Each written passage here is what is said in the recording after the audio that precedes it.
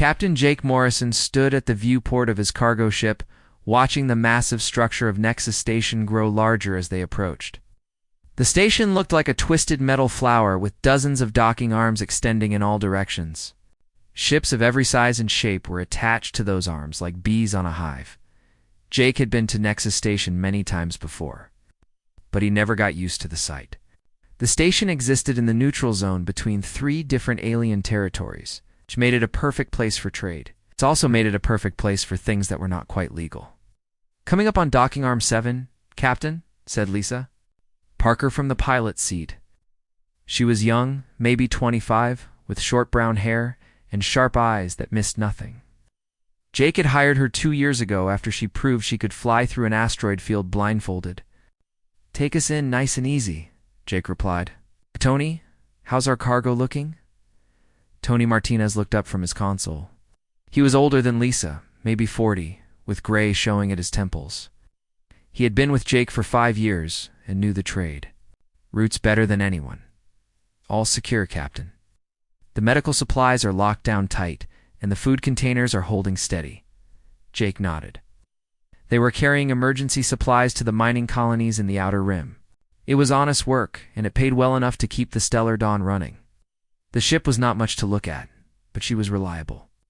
Jake had bought her with his savings after leaving the Earth Defense Force 10 years ago. The docking process took 20 minutes. Nexus Station was busy, as always. Jake could see dozens of different alien species through the viewport, all going about their business.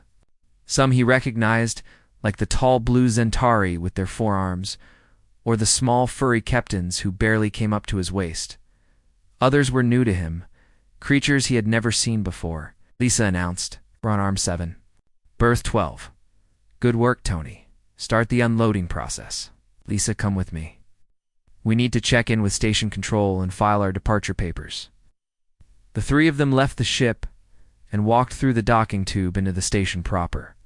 The air was thick with the smell of alien cooking, engine fuel, and something Jake could never quite identify.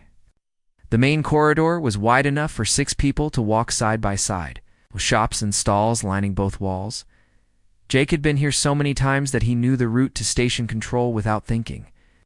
They passed a Zentari selling weapons, a group of Keptons arguing over the price of some kind of fruit, and a human merchant hawking engine parts. The noise was constant, a mix of voices, machine sounds, and music from different worlds. They were halfway to Station Control when Jake saw her. She was huddled in an alcove between 2 shops, wrapped in a torn gray cloak that covered her completely. Only her hands were visible, and they looked thin and pale. A small metal cup sat on the floor in front of her, with a few coins inside. Most people walked past without looking. Those who did notice usually hurried away quickly. Jake watched as a Zentari merchant saw her and actually stepped into the main corridor to avoid getting too close. "Captain," Lisa said, noticing that he had stopped. "We need to get those papers filed." "In a minute," Jake said. He was still looking at the figure in the alcove. "Jake, no," Tony warned. "You know the rules about unregistered aliens. Station security does not mess around." Jake knew the rules. He also knew that every species had people who fell through the cracks, pirates, refugees, criminals, or just people who had run out of luck. Nexus Station was full of them, but something about this particular figure bothered him. Maybe it was the way she sat so still, or the way other people seemed afraid of her. Or maybe it was just the fact that she looked so alone. "Right here," he told his crew, and walked over to the alcove.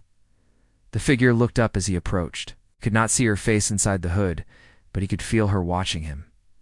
"You speak Galactic Standard?" Jake asked. "Yes," came a voice from inside the hood. It was definitely female, with an accent he could not place. "Some you hungry?" There was a long pause. "Yes." Jake reached into his pocket and pulled out a nutrition bar. It was not much, but it was food. He also pulled out a small water bottle. "Here." The figure reached out slowly and took the items. Her hands were not just pale, Jake realized. They were actually glowing slightly, with a soft silver light that was barely visible. "Thank you," she said quietly. "You hurt?" Jake asked, noticing The way she moved carefully, like everything caused pain. Jake looked around. Lisa and Tony were watching from a distance, both looking worried. A few other people had stopped to stare. This was not the place for a long conversation. Look, Jake said, keeping his voice low. I have a ship. You need passage somewhere. Maybe we can work something out. The figure went very still. Why? Was a good question. Jake was not sure he had a good answer, because everyone deserves a chance. Others not think so. Others are not me. There was another long pause. Then the figure slowly stood up. She was taller than Jake had expected, maybe 5.5 feet. The cloak was torn and dirty, but underneath it, Jake could see the outline of someone who had not eaten well for a long time. Where you go?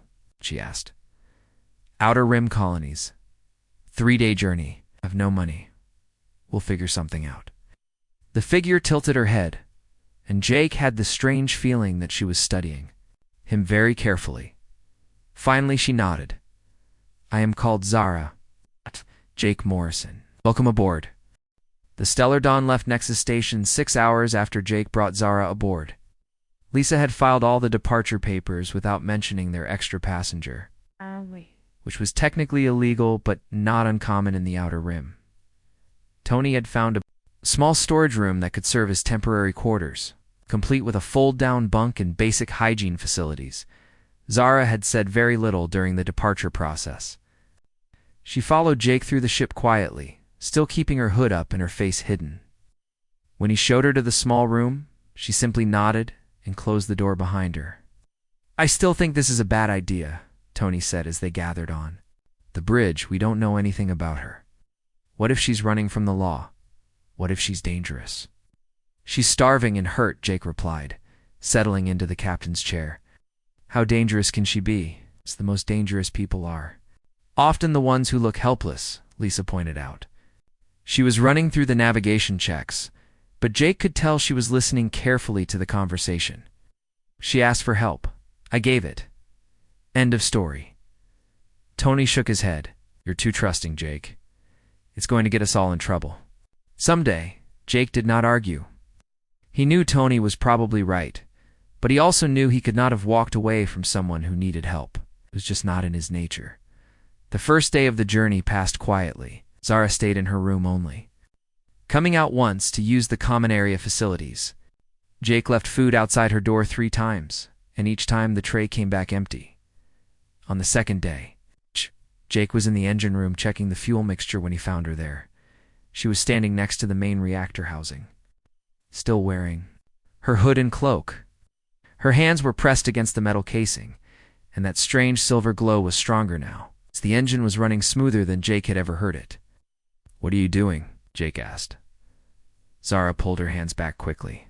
Sorry, I not mean to touch. It's okay. How did you know to come here? Ship sounds wrong. Now sounds better. Yes. Jake looked at the reactor readouts. Everything was running perfectly. Better than perfectly, actually. Efficiency readings were higher than he had ever seen them. You know about engines? So my people? We understand machines. What people are you from? Zara went quiet for a long moment. People who are gone now. Jake wanted to ask more questions, but something in her voice told him not to push. Instead, he spent the next hour showing her around the engine room, explaining how human technology worked. Listened carefully and asked smart questions that showed she understood more than she let on. Later that day, Tony found Jake in the galley. Something strange is happening with the ship's systems. Strange how? All the minor problems we've been dealing with for months are fixing themselves. The air recycler that's been making that grinding noise, silent now. The navigation computer that kept freezing up, running like new. Even the coffee maker's working better. Jake thought about finding Zara in the engine room. Maybe we're just having a run of good luck. Luck doesn't fix broken machines, Jake. That evening, Jake brought dinner to Zara's room instead of leaving it outside. He knocked on the door and waited. Come, her voice said from inside. She was sitting on the small bunk, still hooded but with her cloak pulled back enough that Jake could see she was wearing simple gray clothes underneath. The food trays from earlier meals were stacked neatly on the small desk. Mind if I sit? Jake asked, gesturing to the only chair. Your ship? Jake sat down and looked at her. Even with the hood up, he could see that her face was thin from not eating enough. But there was something else about her, something that made him think she was not as helpless as she appeared. Tony says you've been fixing things around the ship. I fix nothing, just touch sometimes. How do you do that? Zara was quiet for a long time. Then she said, my people, we connect with machines, feel how they work. Nice. Sometimes can make work better. That's an unusual skill. Is why my people are gone. Jake leaned forward. What happened to them? Other races afraid of what we can do. So they hunt us, kill us. Almost none left. How many is almost none? Maybe 50. Maybe less. Scattered across galaxy, hiding. Jake felt a chill run down his spine. 50 people left from an entire species. I'm sorry. Not your fault. Humans, not part of hegemony. Hegemony, lines of races who rule most of galaxy. They decide who lives, who dies, who has power. They not like races who are different. And they're moving toward human space. Zara looked up at him, and the first time he caught a glimpse of her eyes under the hood, they were silver, like liquid metal, and they seemed to glow with their own light. Yes, humans next on list. Jake sat back in his chair. This was bigger than he had thought. Much bigger. Why are you telling me this? Because you help, stranger. Because you ask no payment. Because you treat me like person, not like thing to be afraid of. Most humans would do the same. No, most beings in galaxy not do same. Is why humans different. Is why they might survive. They talked for another hour. Zara told him about the different races in the hegemony, about their weapons and their tactics. She told him about how they had systematically destroyed her people, hunting them down one by one until almost none remained. In return, Jake told her about Earth, about human colonies, about the way people lived and worked together. He found himself talking about things he had not thought about in years, about growing up on a farm in Kansas, about why he had joined the Defense Force, about why he had left. When he finally returned to the bridge, Tony was waiting for him. Well, not what she seems, I figured that much. What is she? Jake looked out at the stars streaming past the viewport. Maybe our only warning about what's coming. The third day of their journey started like any other. Jake was on the bridge drinking his morning coffee when the proximity alarms began screaming.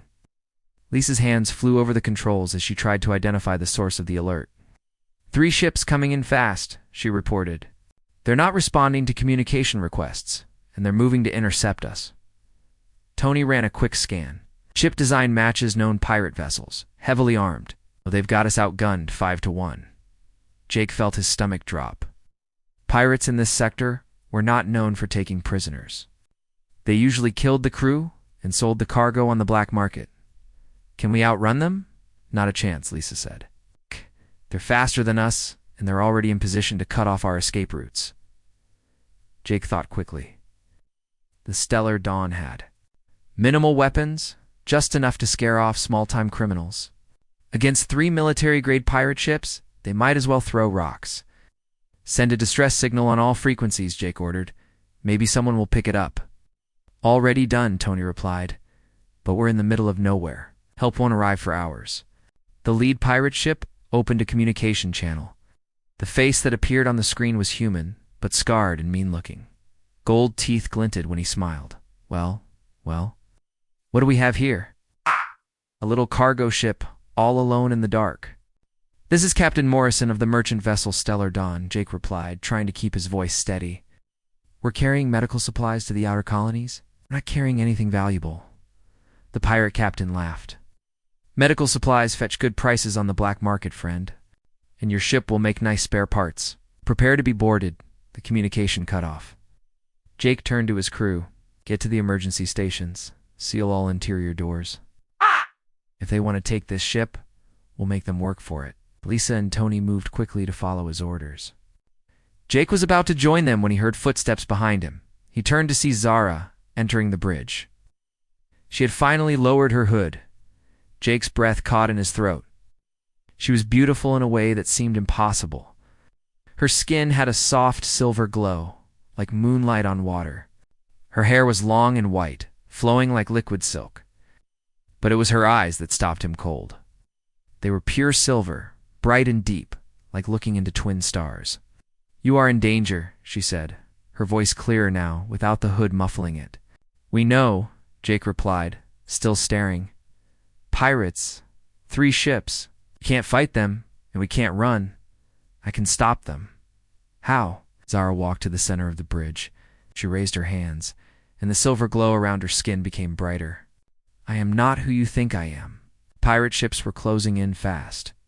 Jake could see them on the view screen, ugly black vessels bristling with weapons. Any second now they would open fire. "I am ethereal," Zara said quietly. Jake felt like he had been hit by lightning.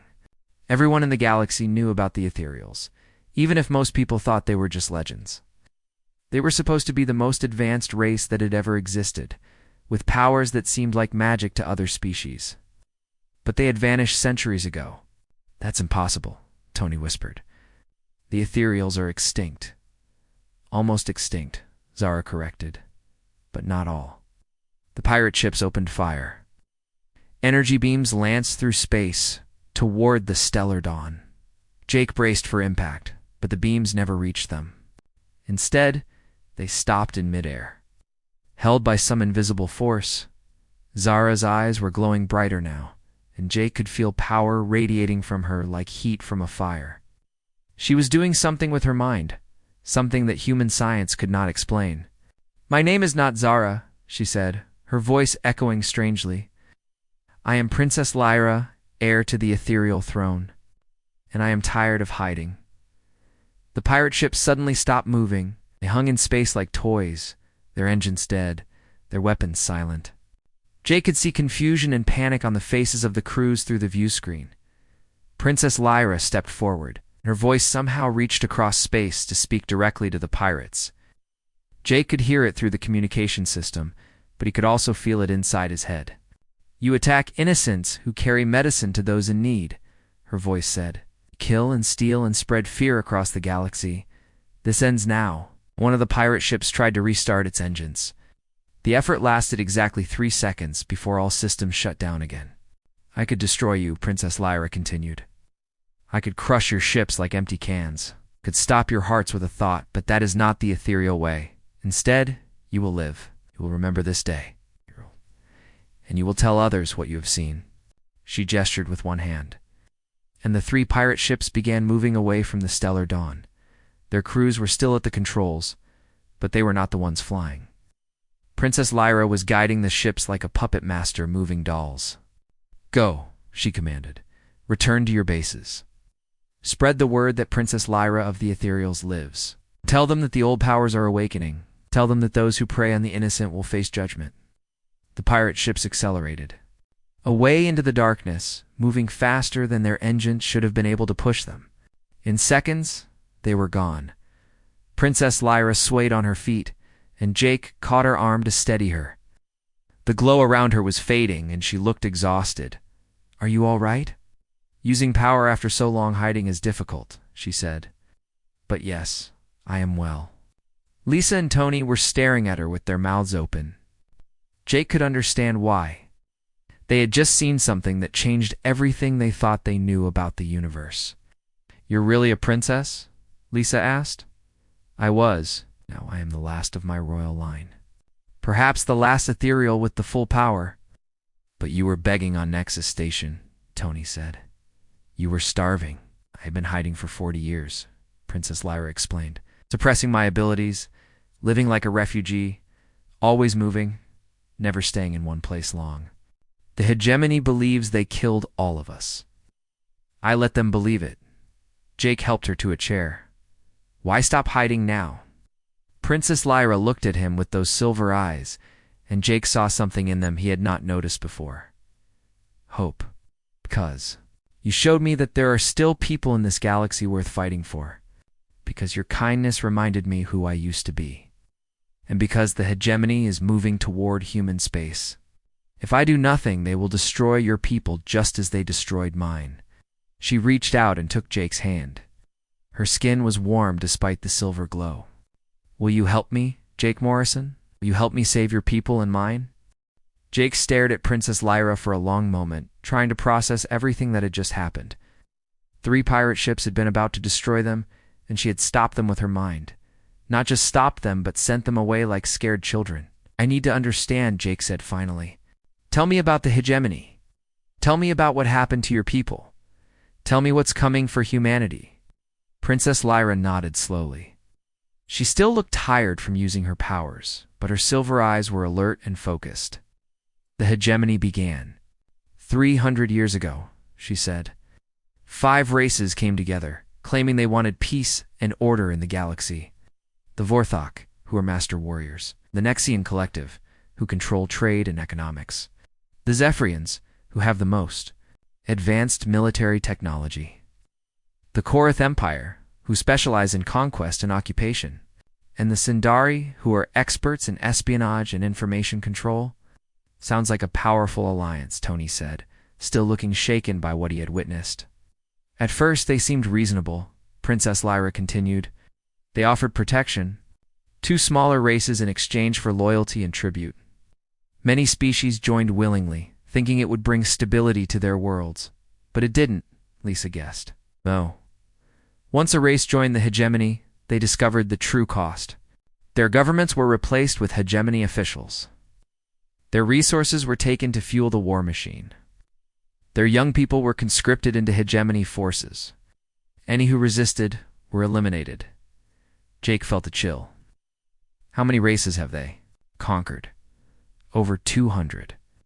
Some fought and were destroyed completely. Others surrendered and became slave worlds.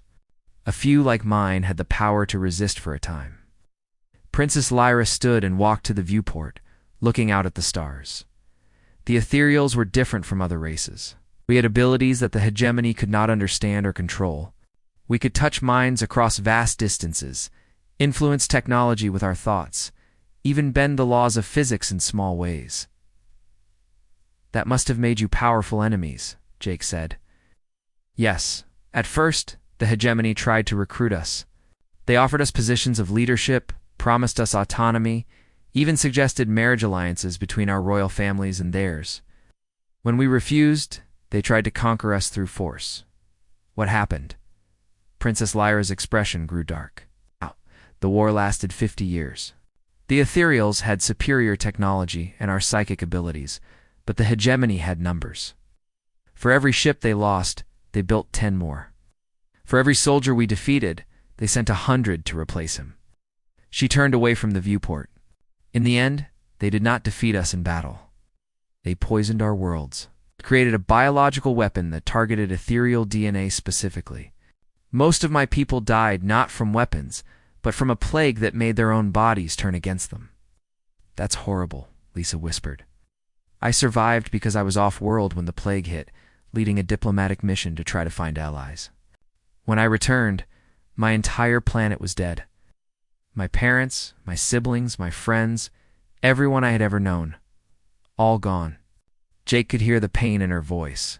Even after all these years, how many others survived? "Perhaps 50, scattered across the galaxy. Most have been hunted down since then. The hegemony puts a bounty on any ethereal, dead or alive. They want to make sure we can never rise again." I know. "But why come after humanity now?" Tony asked. "We're just getting started in space. We don't have the technology or the power to threaten them." Princess Lyra looked at Jake. "Because humanity has something the hegemony fears more than advanced technology or psychic powers." "What's that?" "Hope. Unity. The ability to inspire others. To fight for something greater than themselves." Jake frowned. "I don't understand." "Most races in the galaxy have accepted hegemony rule because they believe resistance is hopeless. They have seen too many others fall. They've forgotten what it means to fight for freedom. But humans are different." She walked back to them. "In just 200 years, your species has gone from a single world to dozens of colonies. You work together, despite your differences. You'll help strangers without expecting reward. You refuse to give up even when facing impossible odds. That doesn't sound like much of a threat, Lisa said. Is the greatest threat of all. If other races see humans standing up to the hegemony, they might remember their own courage. They might start to believe that freedom is possible again. The hegemony cannot allow that. Jake was beginning to understand. So they want to crush us before we can inspire others. Exactly. Human space is surrounded by hegemony territory now. They have been moving ships into position for months, building bases, preparing for a massive assault. Your government knows. Something is happening, but they do not understand the scale of what is coming. How do you know all this? Because I've been watching, listening, moving through the shadows for 40 years, gathering information, waiting for the right moment to act. And now is the right moment? Princess Lyra smiled, and for the first time since Jake had met her, she looked truly hopeful. You helped a stranger without asking questions. You risked your safety and your crew's safety to do what was right. That is the human spirit the hegemony fears. If I can help humanity survive, if I can help you stand against them, then maybe other races will find their courage too. Jake thought about this. It was a lot to take in. A few days ago, his biggest worry was making sure the cargo got delivered on time. Now he was apparently part of a plan to save the galaxy. What do you need from me? I need you to take me to Earth. I need to speak with your leaders, warn them about what is coming. Most importantly, I need to show them that they are not alone, that there are others who will stand with them against the hegemony. The other ethereal survivors? Yes, and other races too. There are many who have been waiting for a sign, a reason to hope again. When they learn that an ethereal princess has returned, when they see humans willing to fight, they will remember what they used to be. Tony looked worried. This is going to start a war. The war has already started, Princess Lyra replied. Hegemony has been preparing for years. The only question is whether humanity will face it alone, or whether they will have allies.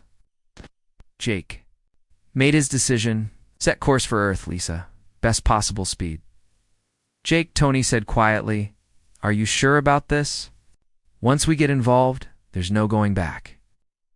Jake looked at Princess Lyra, then at his crew. He thought about the pirates who had tried to kill them, about the plague that had wiped out an entire race, about the hundreds of species living under hegemony rule with no hope of freedom. Sometimes you have to take a stand, he said, even when you're scared. Even when the odds are against you. That's what makes us human. Princess Lyra nodded. That is exactly what makes you human. And that is why the galaxy needs you. The journey to Earth took 6 days instead of the usual 4. Princess Lyra had insisted they make several stops along the way, sending encrypted messages through hidden networks that Jake did not even know existed. She spoke in languages he had never heard. 2 people whose faces never appeared on screen. What are you telling them? Jake asked after the 3rd mysterious communication. That the time for hiding is over, Princess Lyra replied. That the last heir of the ethereal throne has returned. Humanity is willing to stand and fight. How do you know humanity is willing to fight? We haven't even talked to Earth yet. Princess Lyra looked at him with those silver eyes. 'Cause you are willing to fight. And humans follow good examples. When they finally reached Earth's outer defense perimeter, they were met by 6 patrol ships from the Earth's Defense Force. The lead ship ordered them to stop and prepare for boarding. This is Captain Rodriguez of the EDF cruiser Valiant, came the voice over the communication system. State your business in Earth space. This is Captain Jake Morrison of the Merchant. Vessel Stellar Dawn, Jake replied. I'm carrying urgent information for Earth Defense Command.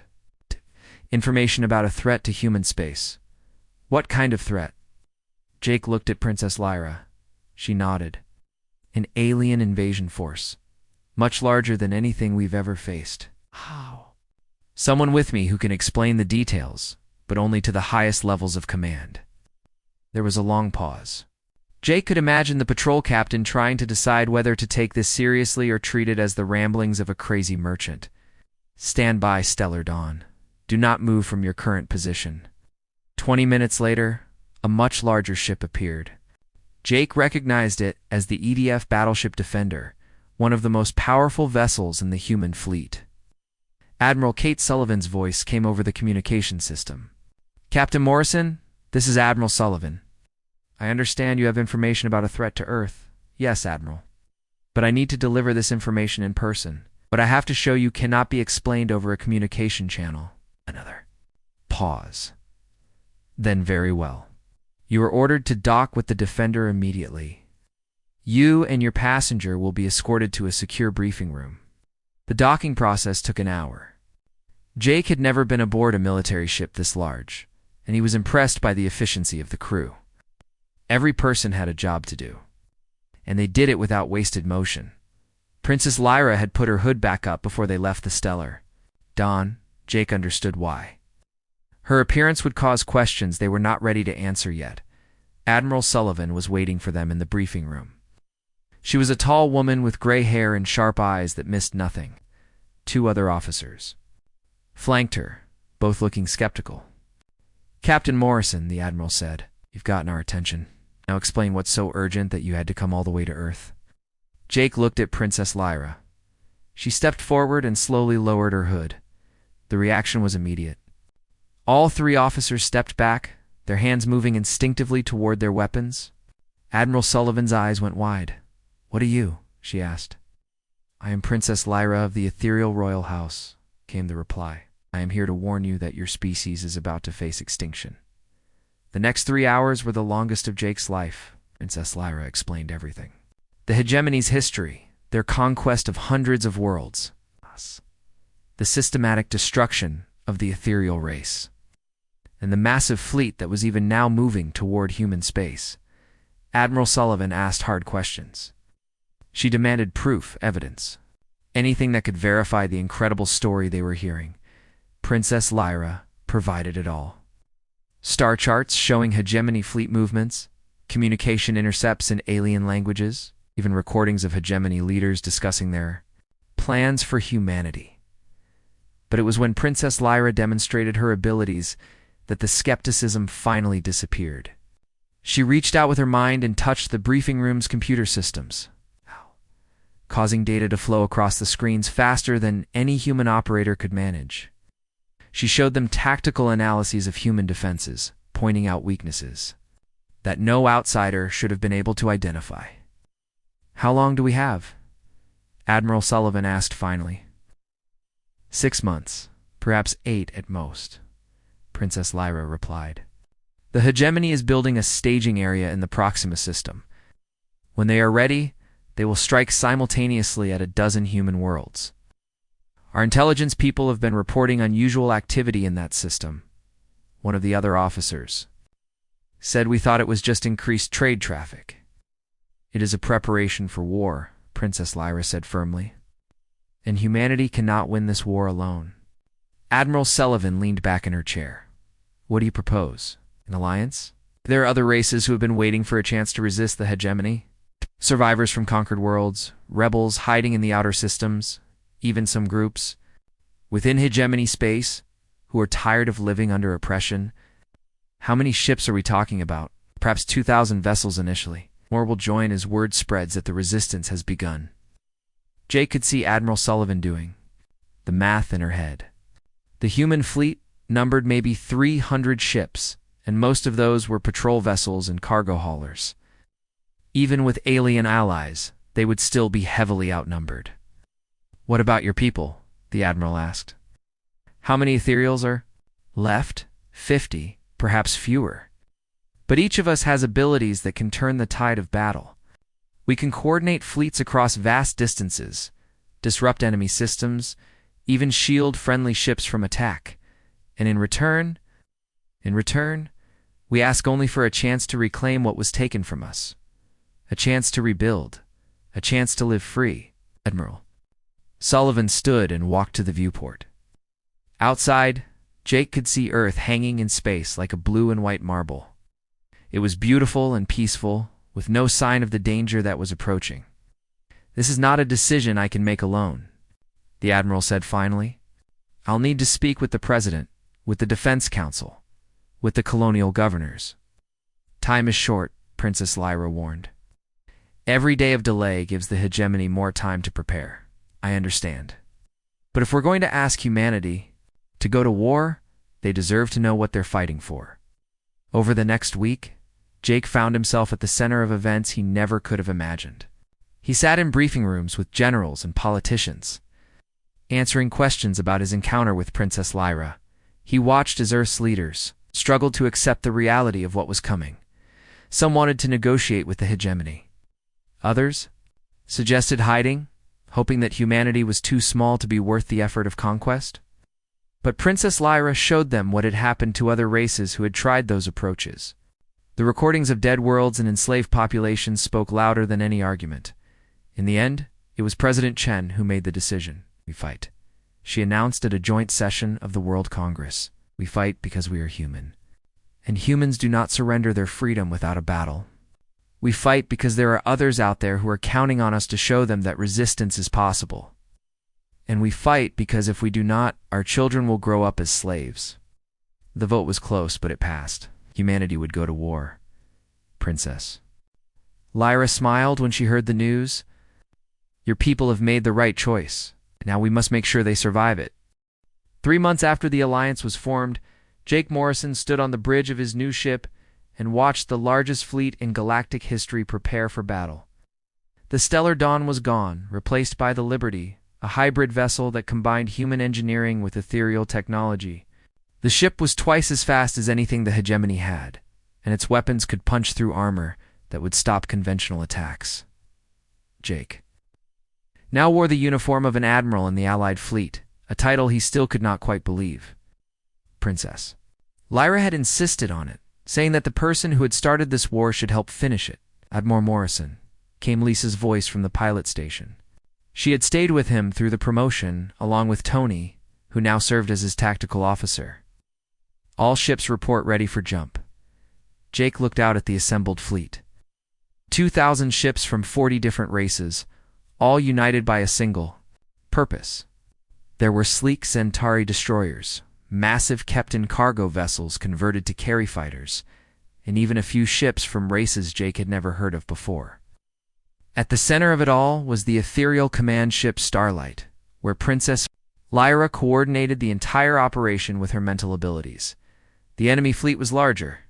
Intelligence reports said the hegemony had assembled over 5,000 ships for their assault on human space. But Princess Lyra had taught the Alliance something the hegemony had forgotten. Numbers were not everything.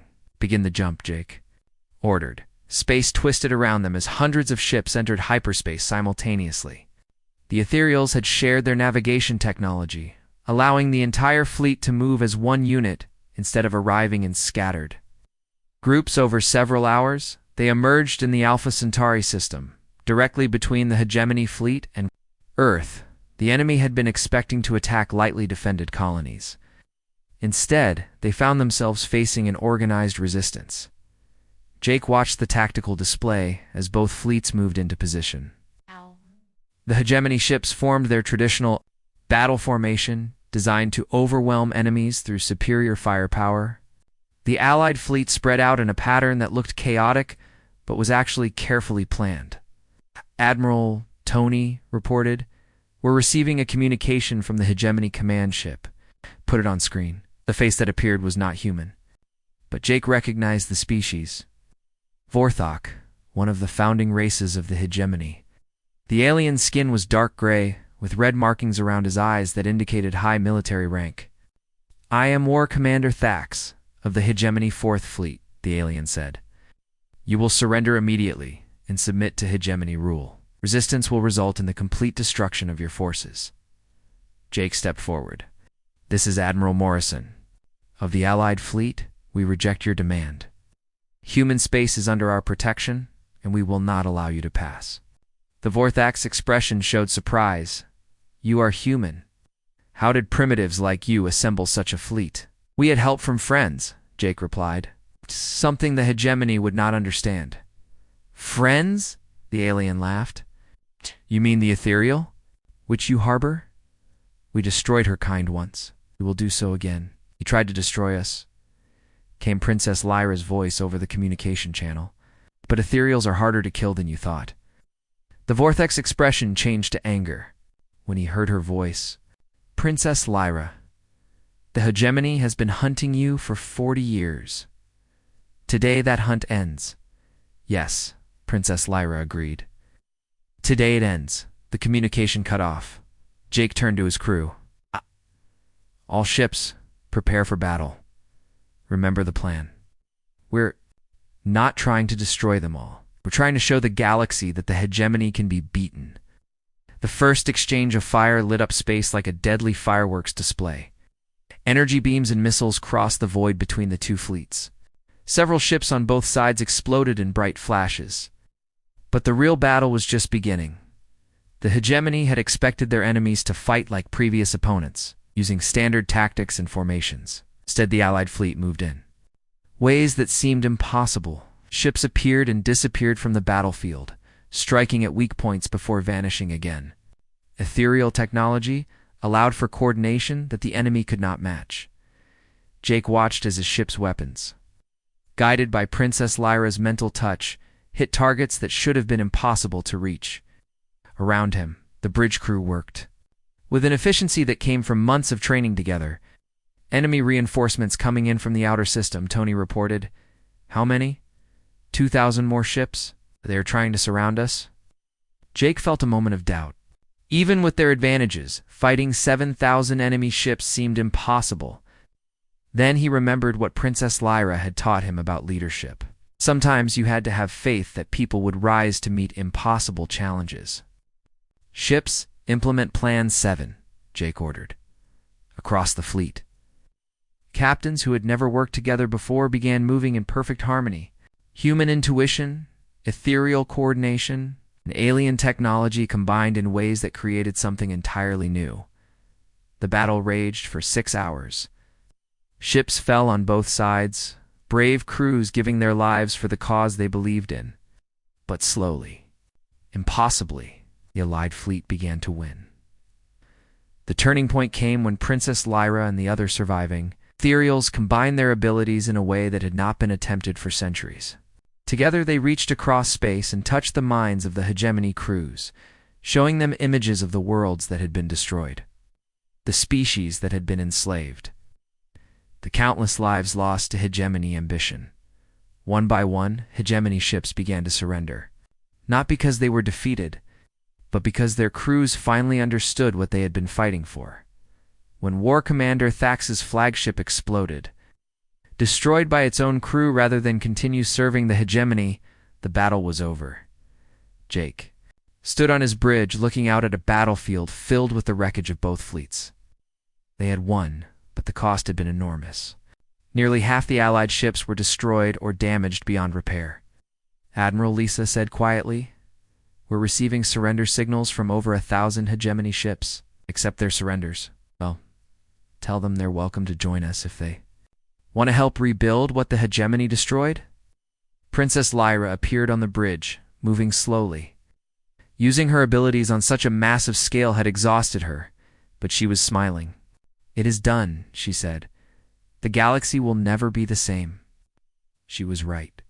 Over the next year, Jake watched as the victory at Alpha Centauri inspired rebellions across hegemony space. Species that had been enslaved for centuries found the courage to fight for their freedom. The hegemony, facing resistance on dozens of fronts, began to collapse. Jake found himself serving as humanity's first galactic ambassador, helping to establish a new government based on cooperation rather than conquest. Princess Lyra worked too. Rebuild the ethereal people, as other survivors came out of hiding to help create a better future. The stellar dawn was gone. But Jake often thought about the journey that had started everything. A simple act of kindness to a stranger had changed the course of galactic history. It proved something that Princess Lyra had always believed, that compassion was not weakness, but the greatest strength any species could possess. Standing in his new office on the space station that would become the center of the Galactic Council, Jake looked out at ships from 100 different worlds working together.